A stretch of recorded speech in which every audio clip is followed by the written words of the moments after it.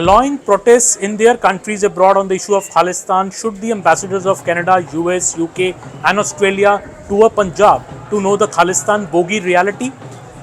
Punjab is a few hours drive from Delhi for the ambassadors of Canada, US, UK and Australia. In fact, Canada and UK even have their consulates in Chandigarh, Punjab's capital. Maybe it is time for these ambassadors to go on a trip across Punjab. This may be a fruitful exercise, as this could help them see firsthand how the Khalistan Bogey has a rather insignificant resonance in Punjab, a state that elected a government with a resounding majority just last year. Amidst the so-called peaceful protests in their countries on the issue of Khalistan, which have now transgressed into Kill India protests with photographs of Indian diplomats posted in these countries, the ambassadors perhaps need to transmit the real picture of Punjab's mood to their respective countries. We have called on the Government of Canada to take all steps to ensure the safety of our diplomats and security of our diplomatic missions in Canada. It is a matter of concern that freedom of expression and speech is once again being misused by anti-India elements based in Canada and elsewhere. And we continue to press the Canadian side to ensure that our diplomats can carry out their normal functions without fear or intimidation.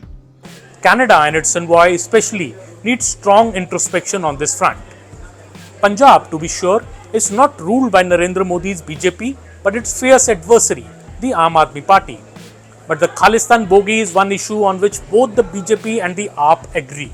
Punjab CM Bhagwant Mann in fact reinforced the centre's view earlier this year when he said that a handful of people shouting pro-Khalistan slogans do not represent the entire Punjab, and asked those having doubts to come and visit Punjab. Mann had then also accused the Pakistan ISI of funding such elements who he said run their shops, which led to protests abroad by a section of Sikhs against Mann too. If the ambassadors tour Punjab from Chandigarh to Amritsar, they will find how the state has been virtually unaffected by the arrest of Khalistani supporter Amritpal Singh and his aides earlier this year. There was no disruption of peace or law and order. In fact, more trouble was generated in the 4 foreign countries over Amritpal's arrest than in Punjab. This itself explains how the ISI was able to fuel such protests abroad but not in Punjab. The diplomats in their trip would rather learn from their officials how Punjab remains on the target of the ISI through smuggling of drones and drugs. Kill India threats and bombings are not peaceful protests. The current lot of protests in Canada and the US have been triggered by the killing of Khalistani terrorist Hardeep Singh Nijjar in Canada, which the authorities in Canada have not been able to crack so far. Some have pointed to gang war behind Nijjar's killing, while radical elements have blamed Indian intelligence agencies and put pictures of Indian diplomats on posters as the targets. Such activity by no means can be labelled part of peaceful protests that Canada allowed outside the Indian embassy on July 8th. A handful of protesters who turned up showed it was surely not a popular protest. The foreign ambassadors in India need to abreast themselves also on what the Indian investigators are saying about 2 such incidents abroad. Regarding a protest at the Indian High Commission in Ottawa, Canada on March 23rd, the National Investigation Agency says that pro-Khalistan supporters hurled 2 grenades inside the High Commission's building, besides shouting anti-India slogan. Regarding a protest at the San Francisco consulate in US on March 18th, 19th, the NIA FIR says that Khalistani activists exhorted protesters to attack the consulate and kill all representatives of the Government of India. It in fact left a consular officer injured.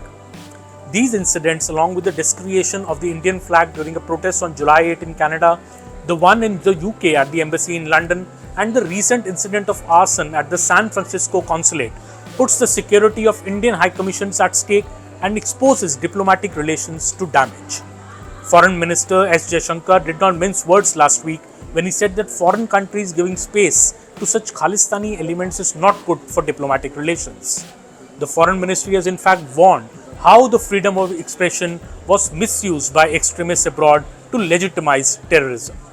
हमने उनको request की है कि वो उनको खालिस्तानियों को space न दें, क्योंकि उनकी सोच जो है ये रेडिकल एक्सट्रीमिस्ट विचारधारा जो है वो ना हमारे लिए अच्छा है, ना उनके लिए है, ना हमारे रिश्तों के लिए।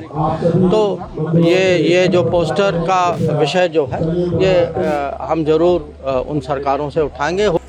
This makes an even more compelling case for ambassadors like the US Ambassador Eric Rishati and his counterparts in Delhi from Canada, Australia and the UK to tour Punjab and check for themselves if the activities being allowed in their countries have any resonance in the homeland.